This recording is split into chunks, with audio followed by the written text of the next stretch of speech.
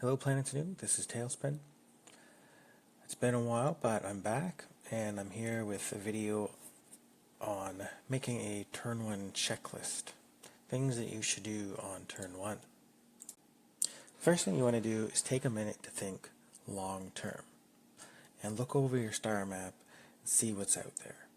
So examine the sector's clusters, groups of planets that are connected together. And you can usually find clusters around the map where you can probably predict that homeworlds are going to be. And so find two of those. Find at least the two that are next to you and try to pinpoint exactly where those homeworlds are. And then plot your expansion. Which way am I going to expand? Which way am I going to choose an ally? Or maybe I'm going to expand both ways, or maybe I'm going to expand into the middle. So plot that out. Take a minute to think long term. Then take a minute to think short term. So measure the connections in your home cluster. Are they warp 5 connections? Are they warp 6, warp 7? Are they really, really long connections where I'm going to need warp 9 engines? Because that'll tell you what engines you can use on your freighters. Do I need to have Tech 10 engines, or can I just get away with Nova Drive 5 or even Star Drive 4? And then look at your home cluster and look for 2 planets that will be your second base and your third base. And then choose your first build goal. Am I going to build my first base right away, or am I going to build a Merlin right away?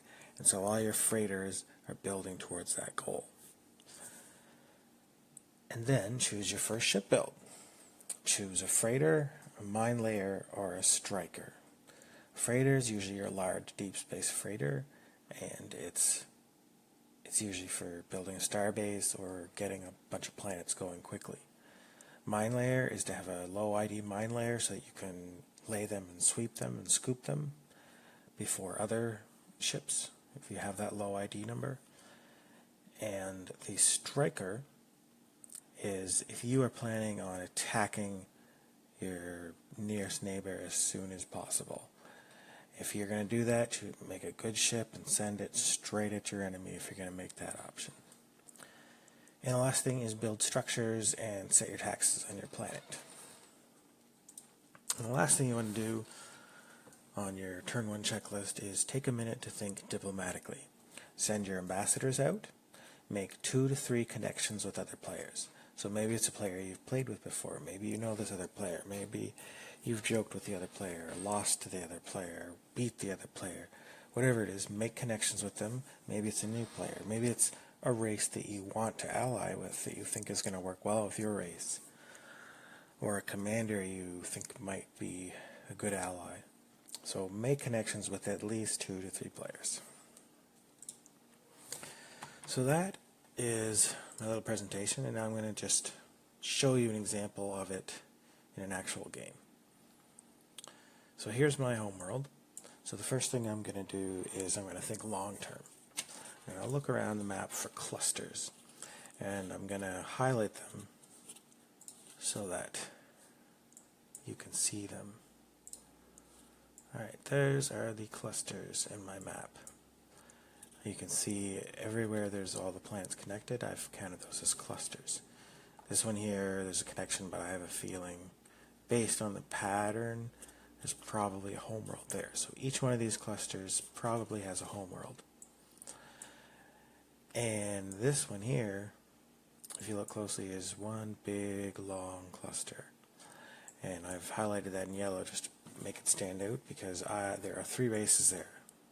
1, 2, 3, 4, 5, 6, 7, 8. So there's got to be 3 races in this monstrous cluster. That is going to be a mess. So there's going to be either a big alliance, lots of fighting, or both. So that's going to be a messy cluster if we go that way. This also tells me that I have about 20 planets here, and this guy has about 40 or 50 planets. So that's really nice for him, but it probably tells me that I'm going to have to negotiate or fight for half that. So that's a really important piece of information the clusters tell you.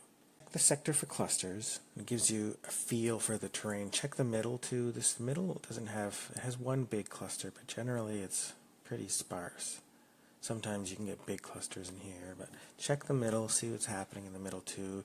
You know these guys here are probably going to expand this way. So look for things like that. So next, back in your home cluster, we're going to look for 2 places to make our first 2 builds. 2 target planets that I'm going to say, yes, I'm going to build 2 bases there.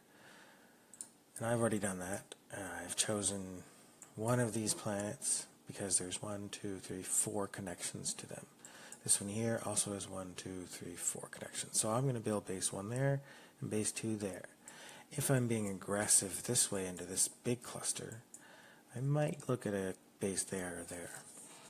So after that, I can sort of see, okay, where do I need to expand? Where do I need to attack?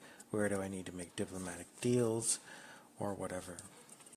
So now we want to think short term, and we are going to measure distances. So from my home world to here, it is 60 light years. From my home world to here, it's 80. From my home world to here, 74. So when I look at this, I think that's not a very good starting spot, especially because I'm in the Federation. I have no cloakers. So, you know, I don't think freighters with Nova Drive 5 engines are going to cut this, are going to do well with this. Maybe in here they could use Nova Drive 5, because there's only, if I measure this, it's 16, 17, 42, 66, and whatnot. So, could get away with my Nova Drive 5s there, but these distances are very long, so I'm probably going to need at least Quantum Drive 7 engines on my freighters. And if I cross here, I probably need transwarp drives. So figure out what works best for you and what works best for your race. The next thing I want to think about is, do I want to pour my resources into a Merlin build or pour them into a second base? And I think because I only have a few planets here, it might be a good idea to get another base going here. The last thing I want to do is diplomacy. Take a minute to think about diplomacy, and I look at the players and whom I'm playing with. These are all computer players, but do I know them? Have I played with them before? What's their history like? And think about that. Go to the diplomacy tab, and we're going to send all ambassadors so that messages go freely and so that they know, hey, I can talk. So maybe I know this guy. I would send him a message and say, hey, how you doing? Good game last time, or whatever you want to do. Connect with 2 or 3 of these people. Or maybe this guy was my enemy, and I'm like, hey, last time we were enemies, can we be friends this time? Just make sure you connect with at least 2 to 3 people. Maybe next turn, 2 to 3 more. I'm not a big fan of sending one universal message out, but that's me. So that is my turn 1 checklist. I hope it helps you get off to a good start. Take care and see you out there.